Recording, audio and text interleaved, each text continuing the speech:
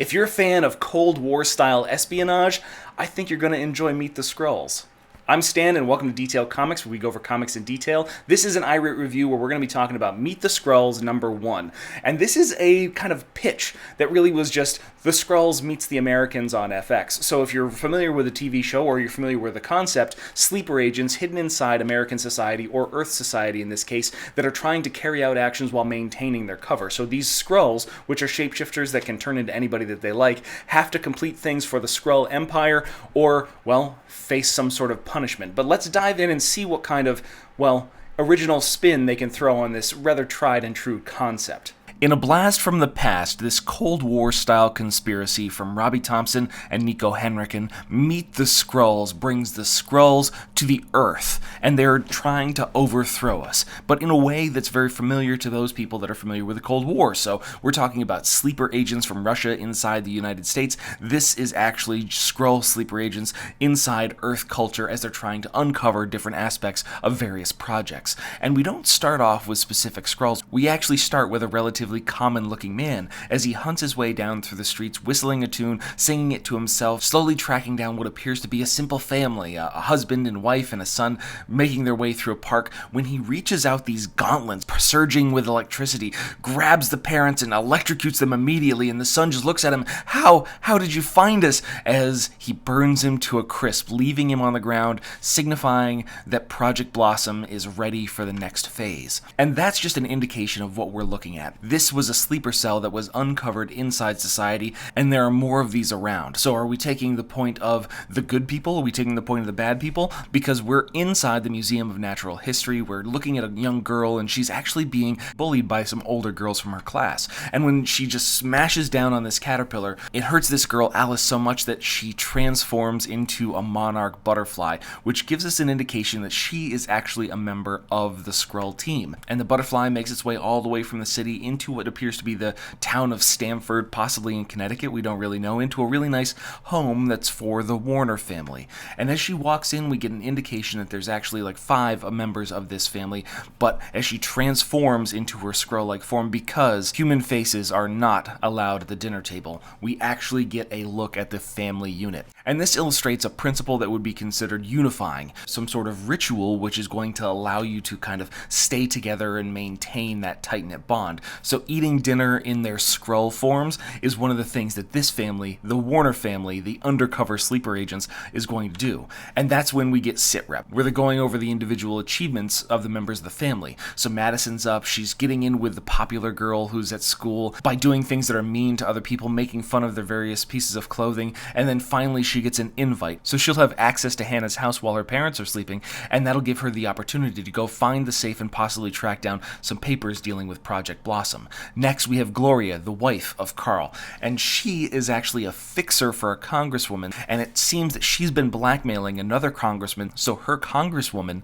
is going to be on the Special Projects Committee, which will give her access to Project Blossom's subcontractors, which is exactly what Gloria wants. And a nervous look from Carl to Gloria gives me the impression that maybe she did something, well, a little bit unsavory towards a marriage, if that was a real marriage at all. But Carl had the biggest day because he works for Tony Stark at Stark Industries as one of the subcontractors. Iron Man just came smashing into his lab, he helped him out, and it just really emphasizes how deeply ingrained these various members of this Skrull family have become inside various aspects of society, secretly working to gain access to things that they wouldn't normally be able to touch. Alice is supposed to be cuddling up to Andrea Billings. She's supposed to be becoming friends, but that's the girl that was abusing her. That's the girl that was bullying her at the beginning. And she doesn't have anything to report because she essentially ran away. So she used her powers, which was against direct protocol and was going to cause some serious issues because people are watching them. People are tracing their specific energy signatures, and if she uses her powers, that could mean danger and death for the entire family. It's forbidden. Carl just starts going off on her, and that's when she runs away from the table, and we actually focus in on another aspect of this family, of the Warner family.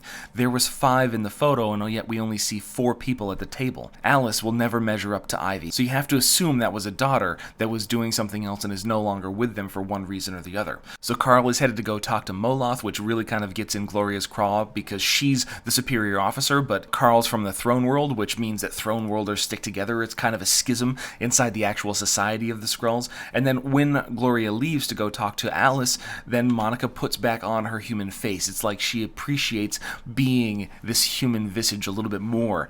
But Carl and Moloth sit down and have a conversation. We actually get a lot more information on what's going on. They detected the energy signature of Alice, and Alice worries the elders, worries the throne worlders, because she is a risk, she's a liability. She was raised on Earth. She was the child of these two great agents, and they were happy about the breeding prospects between the two, but her being raised on Earth has made her soft, it's made her curious about mankind, and it's a threat to the entire mission. And Moloth would hate to see what happened to the Johnsons happen to the Warners, and he shows him the charred bodies of his Skrull comrades as Carl just looks down in horror. He makes his way back to the house, and we find him looking at the family, distraught, casting a tear, and knowing that everything that they do on this mission, all the sacrifices that they make, are to rebuild the Skrull Empire, and yet it's a tremendous cost for him personally. But that is what a good agent is going to do. And that's where we see that the man with the metal hands is already at the Natural History Museum tracking down the butterflies, and he thinks he may have found exactly who he's looking for.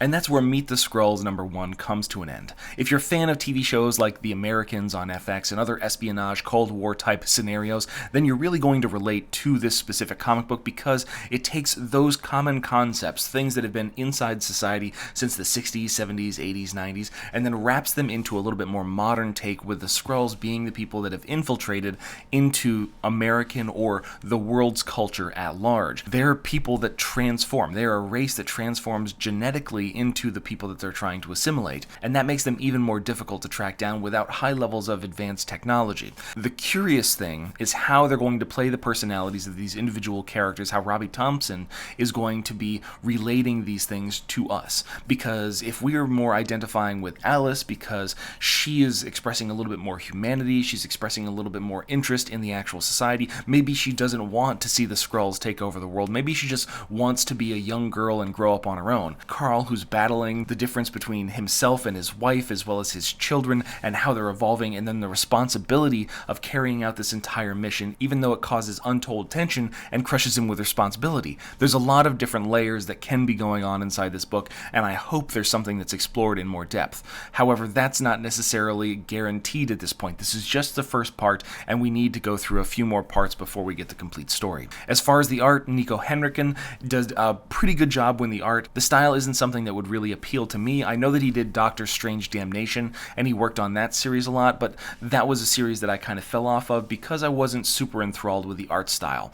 I'm interested to see where this one goes. However, I might just hold off to pick it up in trade, depending on what issue #2 really brings on the newsstand, to see if it's something that I really want to stick with. But I want to know what you guys think, so hit me up in the comments down below and we can start that conversation.